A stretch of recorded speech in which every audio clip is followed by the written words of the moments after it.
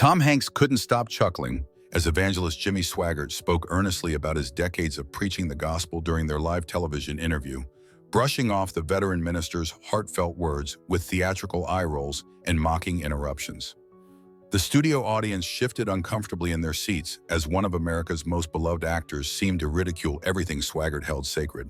But when Jimmy quietly shared what he believed the Lord had impressed upon his heart during prayer 3 days earlier, Tom's laughter faltered instantly. His face changed, the humor drained away, and an unexpected weight seemed to settle over the set. The atmosphere in the studio shifted into a tense, almost reverent silence. "I mean, come on, Jimmy," Tom said with a smirk, waving his hand dismissively as the cameras continued to roll. "You're telling me you actually hear God speaking to you? Isn't that a little far-fetched?" The late night with Tom Hanks set gleamed under the bright studio lights, but the air was thick with discomfort. Jimmy sat calmly, his Bible resting on the small table beside him, the gold edges of its pages catching the light. He listened patiently as the Hollywood icon voiced his skepticism about faith, prayer, and God's direct involvement in a person's life. The interview had begun on an entirely different note. Tom had welcomed Jimmy warmly, acknowledging his decades-long ministry, countless televised crusades, and the millions of people who had heard his preaching and music. "That's quite the legacy for one man," Tom had said with genuine admiration. Jimmy, in his humble Southern drawl, quickly shifted the praise away from himself, crediting the Lord for every soul reached and every life changed through the years. But the tone changed the moment Tom leaned forward with a patronizing smile and asked, "So, you really believe all this? I mean, really?" Jimmy nodded without hesitation, explaining how he had given his life to Christ as a boy in Faraday, Louisiana, and how years of ministry, study, and prayer had only deepened his relationship with the Lord. "Prayer isn't just reciting words, Tom," he said gently. "It's a conversation with the living God. He speaks to those who will quiet their hearts enough to listen." That's when Tom's smirk returned.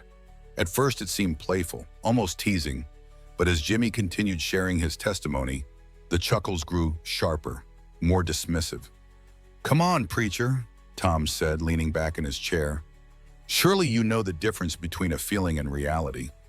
The audience, packed with Tom Hanks fans, laughed along nervously, sensing the shift in their host's demeanor but unsure how to respond. Jimmy remained steady, his hands folded on his lap, his posture reflecting the calm assurance of a man who had weathered criticism before. Years of preaching the gospel, often in hostile or skeptical environments, had taught him how to meet mockery with grace.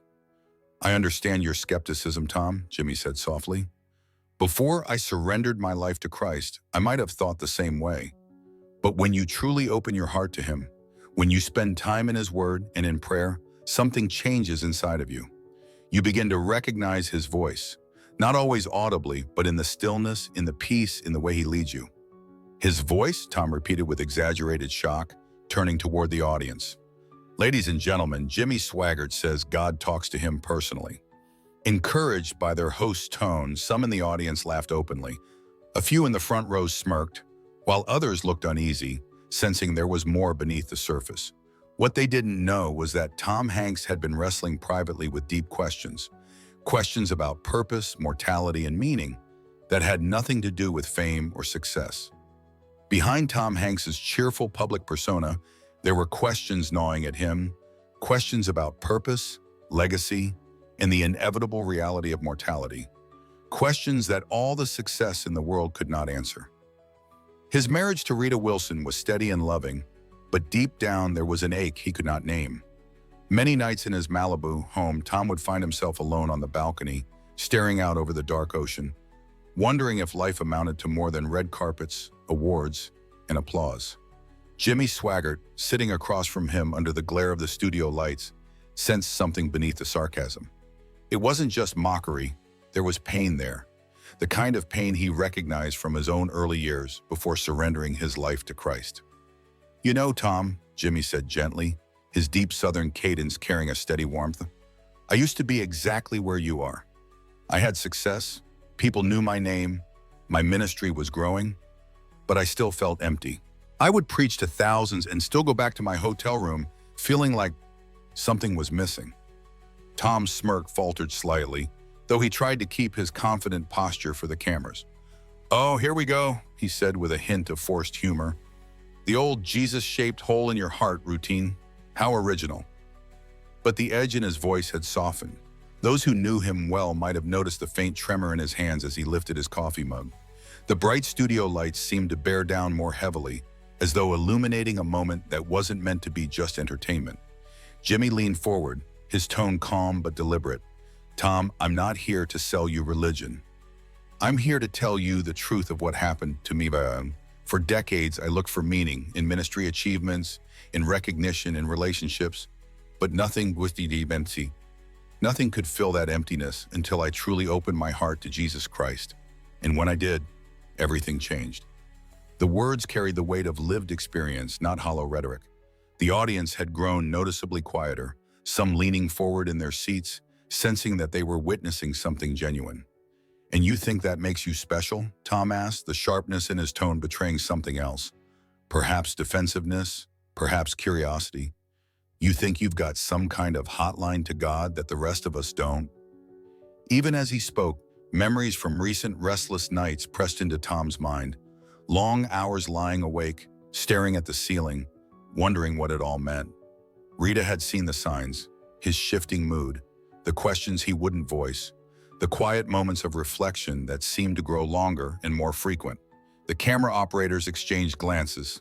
They could feel it too. This was no longer standard late-night banter. The director in the control booth leaned forward in his chair, sensing that something unscripted and defining was unfolding right in front of them. On social media, viewers were already posting clips of Tom's early laughter and sarcastic remarks. But in the studio, the air felt charged with something different.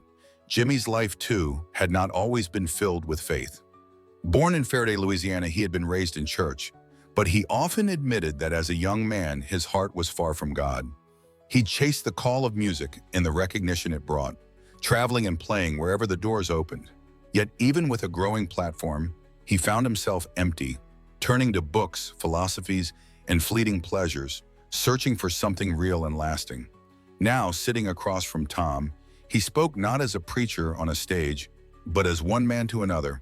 "If you're out there searching for the truth," Jimmy said, looking directly into the camera, "don't ignore that tug in your heart.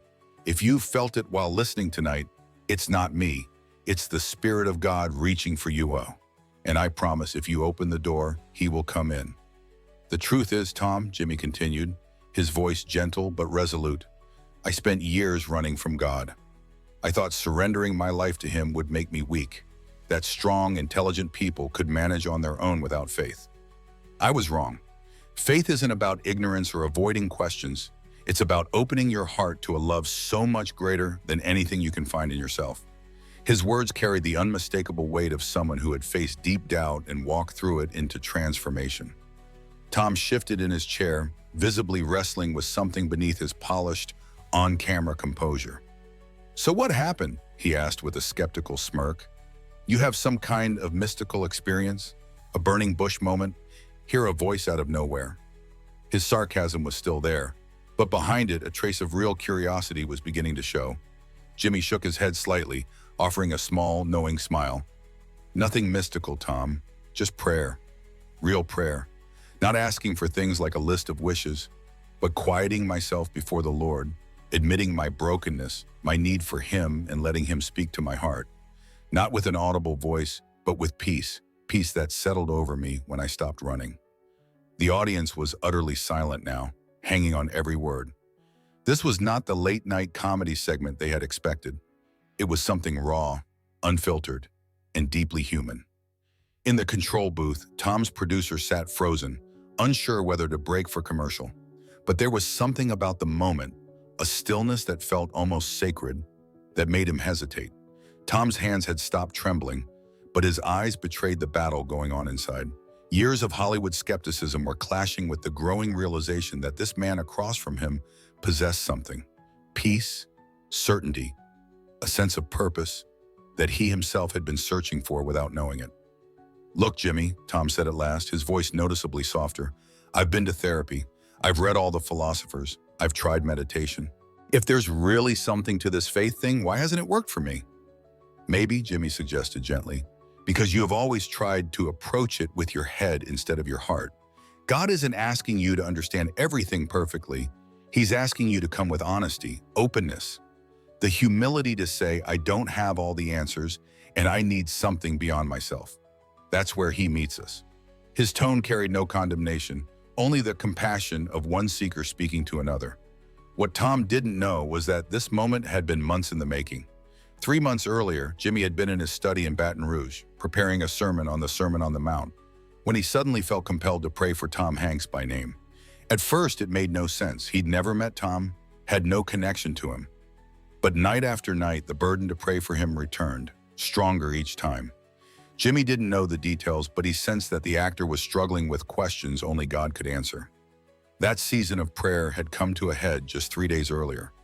Jimmy had been in his small prayer room, kneeling beside his worn leather Bible, surrounded by hymnals and the soft strains of gospel music playing in the background. As he prayed, he felt the presence of the Lord more tangibly than he had in months. And in that moment, he knew exactly what God was asking him to say if he ever met Tom Hanks. The message Jimmy received in prayer wasn't audible, but it was unmistakable. Tell Tom Hanks about my love.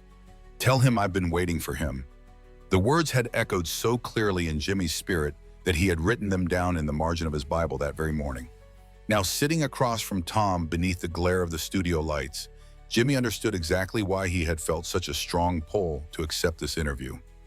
Leaning forward slightly, his voice softened to almost a whisper. Tom, 3 days ago during prayer, I believe the Lord spoke to me about you specifically. Tom's eyebrows rose, his trademark Hollywood smile faltering for the first time that night. About me? But we've never even met before today. The audience collectively leaned in, sensing that something weighty and deeply personal was about to unfold. That's what made it so remarkable, Jimmy continued, his tone filled with quiet awe. I was in my prayer room, just talking to the Lord like I do every morning, when I suddenly felt this overwhelming compassion for you. Not for Tom Hanks, the actor the world knows, but for you, the man, a soul searching for something more. Tom's face paled. His confident, on-camera composure wavered as he processed the words. The bright studio lights seemed to fade into the background, creating an intimacy that eclipsed the presence of cameras, crew, and audience. What exactly do you think you heard? Tom asked, his voice low and unsteady. His hands gripped the arms of his chair tightly, as though steadying himself. The sarcastic tone from earlier was gone, replaced by something raw. Vulnerability. Jimmy took a measured breath, fully aware that what he was about to say could change the entire trajectory of the conversation. I heard the Lord say, Tom Hanks has been searching for me his whole life without even realizing it. Every good choice he's made, every act of compassion he's shown, every time he's brought joy to someone's heart, he's been reflecting my love without knowing it. Tell him I've been waiting for him to come home. The words landed like a stone dropped into still water. The room fell into complete silence. Tom's hands began trembling again, but not from nerves. This time it was emotion. Tears began to form in his eyes as memories long buried rose to the surface. Childhood prayers whispered in the dark, his mother's steadfast faith, the quiet ache of spiritual emptiness that no amount of wealth or fame had ever been able to fill. How could you possibly know that? He asked in a voice that cracked under the weight of emotion. I haven't told anyone about these questions, Jimmy, Tom admitted, his voice almost breaking. Not even Rita knows how deeply I've been struggling. The camera operators stood frozen, fully aware they were witnessing something extraordinary. The director in the control booth held his breath, resisting every instinct to cut to commercial. This was too sacred, too real to interrupt. On social media, clips of Tom's transformation were already going viral, but inside the studio, time felt suspended. Two men speaking openly about the deepest matters of life and eternity. Tom, Jimmy said with infinite gentleness, Jesus knows your heart better than you do. He knows about those sleepless nights when you stare at the ceiling, wondering if your life means more than applause and awards. He knows the emptiness that nothing in this world can fill. He's been calling you for years, and whether you realized it or not, you've been hearing his voice. Tom wiped his eyes with the back of his hand, no longer concerned about how he looked or that millions were watching. I have been wondering about those things, he confessed quietly. For months now, I've felt like something's missing. I have everything a man could ask for: career, family, health, wealth, but there's still this ache that nothing touches. That ache, Jimmy said softly, is your soul recognizing its need for God. It's not weakness, Tom. It's wisdom. It's the realization that we weren't created to carry life's burdens alone. We were made to be held by a love far greater than anything this world can give. His words carried the authority of someone who had wandered the same desert of searching and finally found the living water of faith. The audience sat in perfect silence. Many had tears streaming down their faces. They had come expecting a few laughs and celebrity stories, but instead they were faced with their own questions about meaning and purpose. The air in the studio felt less like a set and more like a sanctuary. Tom looked Jimmy in the eyes, his walls gone. What do I do with this?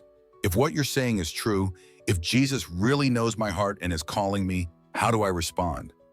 I've spent years being skeptical, pretending to have all the answers. Jimmy's reply was simple and direct. You respond with honesty. Tell him your doubts, your questions, your fears. You don't have to have perfect faith or complete understanding. He meets us where we are, not where we think we should be. He's been patient with you for 57 years, Tom. He'll be patient as you open your heart to him. What the audience couldn't see was the battle going on inside Tom's mind. Decades of dismissing faith as primitive thinking were crumbling. Here sat an intelligent, articulate man before him, not a fanatic, speaking about a relationship with God in a way that was undeniably real. Everything about Jimmy's demeanor, his peace, his compassion, his steady joy, testified to the truth of what he claimed. The message I received 3 days ago, Jimmy continued, wasn't about pushing you into religion. It was about Jesus wanting you to know that you are loved, that your search for meaning is not in vain, and that every act of goodness you've shown in your life has been his heart working through you, even when you didn't recognize it. Tom sat motionless as if the words had unlocked something he'd buried long ago. My mother used to tell me Jesus loved me, he said thickly, his voice shaking. I haven't thought about that in years. After she passed, I think I shut that part of my heart off. It hurt too much to hope for something I couldn't see or prove. Your mother was right, Jimmy replied gently. And I believe she's rejoicing right now, seeing this moment. Sometimes God uses our deepest pain to prepare the ground for his deepest healing. Maybe losing her, Jimmy said softly, prepared your heart to truly understand what unconditional love really means.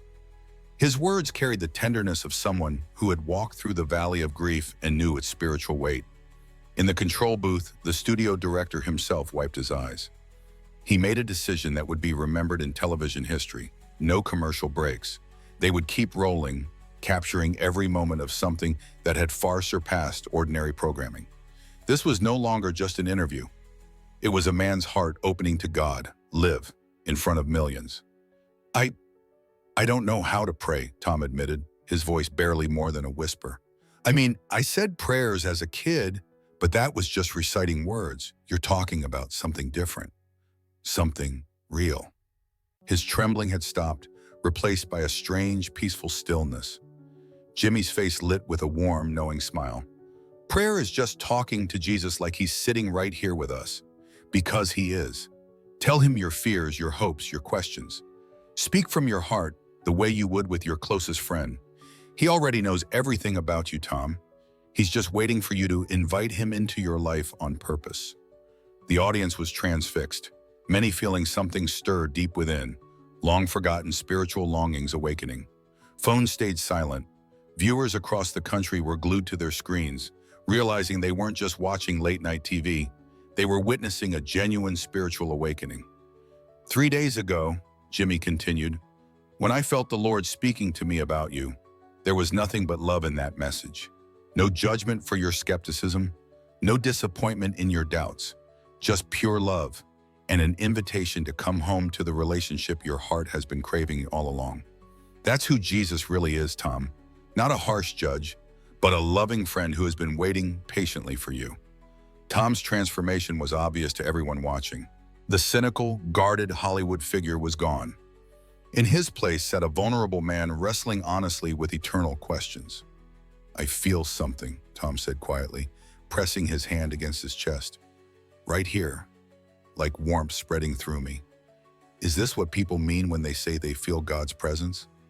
That's exactly what it is, Jimmy replied with joy in his voice. That warmth, that peace you're feeling, that's Jesus touching your heart. You've spent years thinking faith was about believing the unbelievable, but it's really about opening yourself to a love more real than anything else in existence. And right now, Tom, you're experiencing that love. Tears rolled freely down Tom's cheeks as decades of spiritual walls crumbled. I can't believe this is happening. On live television, he said with a mix of awe and disbelief, I came here to have a few laughs, maybe talk about your music, and instead, he trailed off, overcome by the magnitude of the moment. Instead, I think I'm having the most important conversation of my life. The sincerity was unmistakable. Camera operators were quietly wiping their eyes. Sound technicians stood frozen. The audience sat in reverent silence, aware they were witnessing a moment of divine encounter. This is what I love about Jesus, Jimmy said softly. He meets us wherever we are. A television studio, a prayer room, walking down the street. It doesn't matter to him. What matters is a heart that's willing to receive his love. And Tom, your heart is wide open right now. You're exactly where he wants you to be. Honest, vulnerable, and ready to receive what the Lord had been offering him all along, Tom wiped his eyes once more. He was no longer concerned with how he looked to the cameras. What happens now, he asked, his voice steady but filled with new humility. If I want to pursue this, if I want to learn how to have this relationship with Jesus you're talking about, where do I even start? The question carried the weight of a man whose priorities had been instantly and completely rearranged by an encounter with the divine. You start right here, right now, Jimmy replied. Jesus doesn't require perfect prayer or perfect understanding. He just wants your heart. If you want to invite him in, just tell him. Use your own words. Speak from your heart. Tell him about your doubts, your fears, your hopes. He already knows them all, but he wants to hear them from you. The studio fell into complete silence. Tom closed his eyes, clasping his hands together. For several long seconds, he sat motionless, visibly wrestling with where to begin. Then, in a voice that trembled with emotion, he whispered, Jesus, I don't really know how to do this, but Jimmy says, you've been waiting for me. I've been searching for something my whole life. And maybe you're what I've been looking for. The weight of the moment was palpable. Even the most skeptical in the audience found themselves moved by the raw honesty of Tom's prayer. Jimmy sat quietly, eyes closed, praying silently for the man across from him. I'm sorry for dismissing you all these years, Tom continued, his voice growing stronger. I thought I had to have all the answers, but maybe the answer is admitting I need you. If you're really there, if you really love me like Jimmy says, please let me feel that. Show me how to have the relationship with you that I've been missing. What happened next surprised even Jimmy. A profound peace seemed to fall over the entire studio, a tangible presence no one could deny. Tom's tear-streaked face began to glow with an inner light that the cameras caught but could never truly capture. Something fundamental had shifted, not just in him, but in the atmosphere of the room. I feel him, Tom whispered in awe. I actually feel Jesus here with us. How is that possible? How did I miss this for so long? Because you're finally listening with your heart instead of your head, Jimmy replied, his own eyes wet with tears. This is what I've been telling you all along, Tom. Jesus isn't just an idea to understand. He's a living person to know. And now you've begun that relationship. From here on, everything changes. The audience erupted in spontaneous applause. Many stood to their feet, recognizing they had just witnessed something extraordinary. This wasn't polite TV applause. It was the celebration of a man finding the one his heart had been seeking for decades. The sound filled the studio with a mix of joy and reverence. Tom stood up, still trembling from the encounter. I need to call Rita, he said with urgency and excitement. I have to tell her what just happened. She's been so patient with my questions, my restlessness, my searching. She needs to know. I think I found what I was looking for. She'll be so happy for you, Jimmy said, rising to his feet as well. And Tom, this is just the beginning. Your walk with Jesus will only grow deeper and richer from here.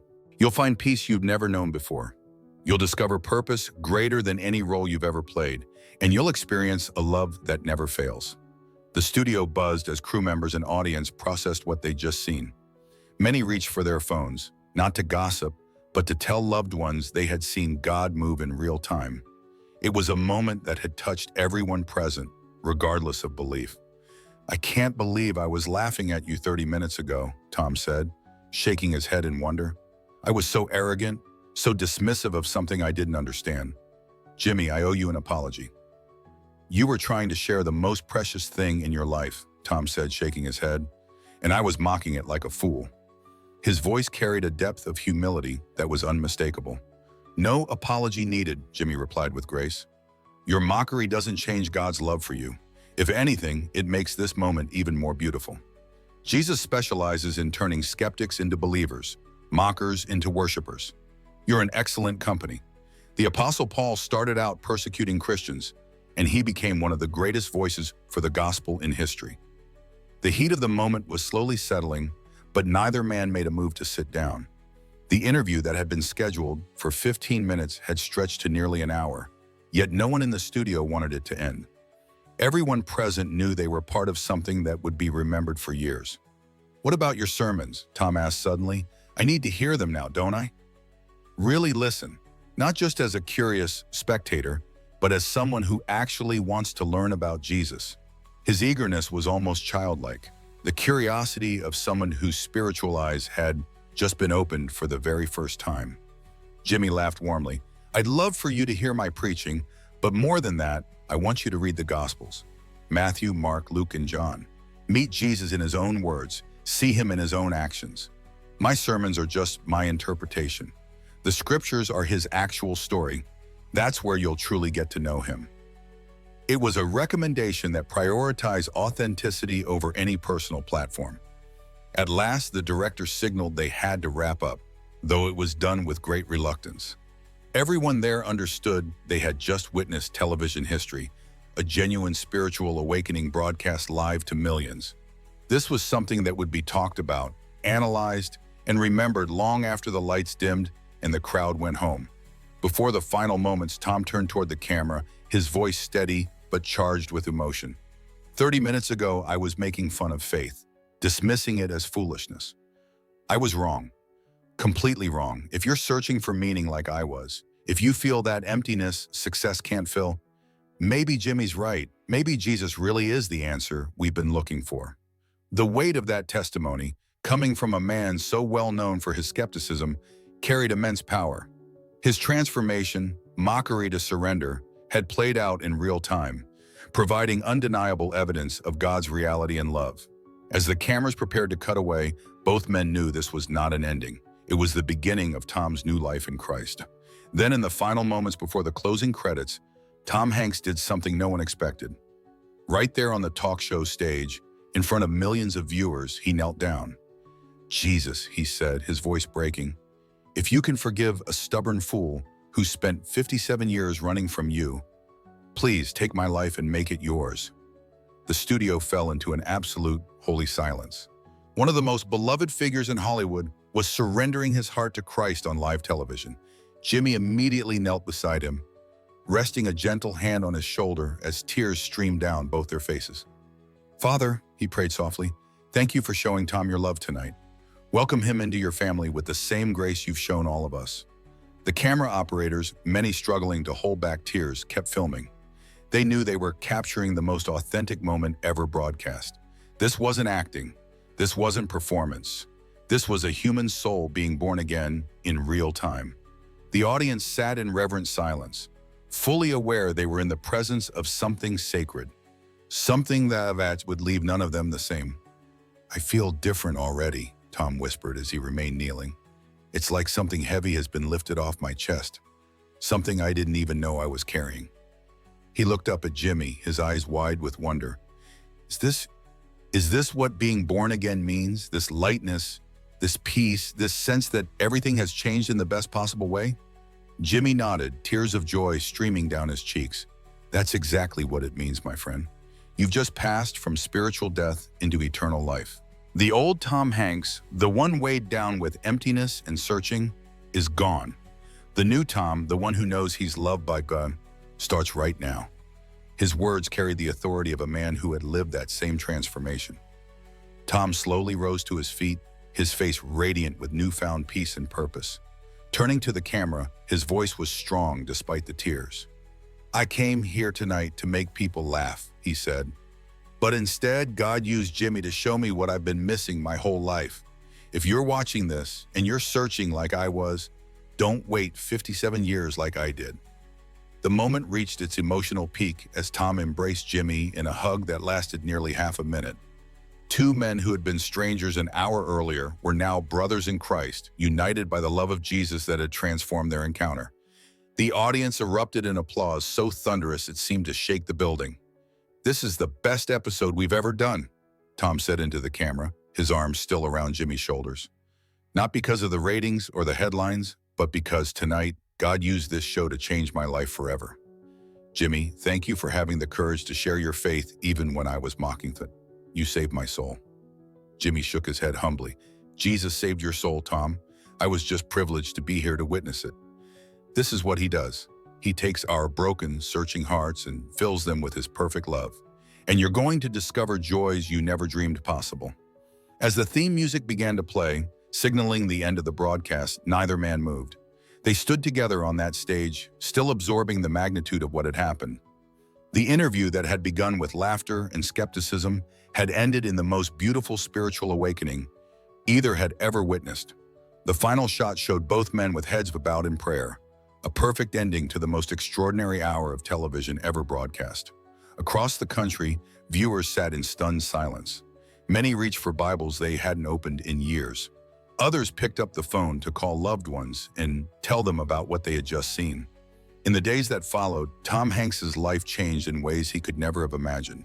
He cleared his schedule of non-essential meetings to spend time reading the Gospels. He called his pastor for the first time in decades. Every morning began with prayer. Rita Wilson, deeply moved by her husband's awakening, joined him in rediscovering faith. Together, they attended church for the first time in years. The episode went on to become the most watched late-night broadcast in television history, with over 50 million views in the first week alone. But more importantly, thousands of viewers reached out to share how Tom's transformation had inspired their own spiritual awakenings. Homes, hearts, and lives were changed, not because of entertainment, but because of a moment when heaven touched earth in the most unexpected of places. Across the country, churches reported unprecedented attendance as people searched for the same peace and purpose they had seen unfold before their eyes on television. Jimmy Swaggart found himself flooded with interview requests, but he consistently pointed every conversation back to the Lord. "Tom's transformation wasn't about me," he told reporters. "It was about God's perfect timing and love. I was just blessed to be present when Jesus touched his heart." His humility under the spotlight reflected the Christ-like character that had made him such an effective witness for decades. 2 weeks after the broadcast, Tom surprised Jimmy by visiting the Family Worship Center in Baton Rouge. "I wanted to see where you preach and sing about Jesus," Tom said as they walked through the sanctuary.